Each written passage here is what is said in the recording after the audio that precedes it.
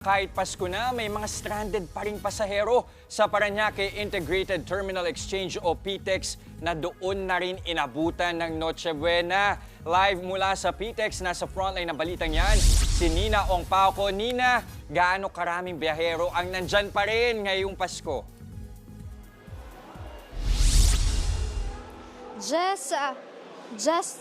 Just naabutan na nga ng News 5 team ang ilan nating mga kapatid na dito na nga nag-celebrate ng Kapaskuhan matapos na hindi sila makabook kagabi dahil fully book na nga ang mga ticket hanggang ngayon.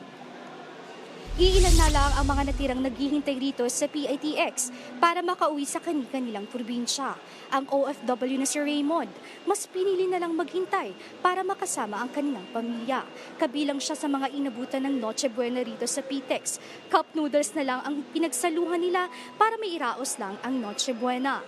Jess, hanggang ngayon nakikipagsapalaran pa rin ang iba nating kapatid para lang makabook ng ticket dito sa PITX. Kaya nga sa mga kapatid natin, mas maagang mag-book na sila para iiwas aberya. Jess? Okay, konting tis-tis sa mga kapatid nating babiyahe. Maraming salamat and Merry Christmas, Nina Ong Pauco.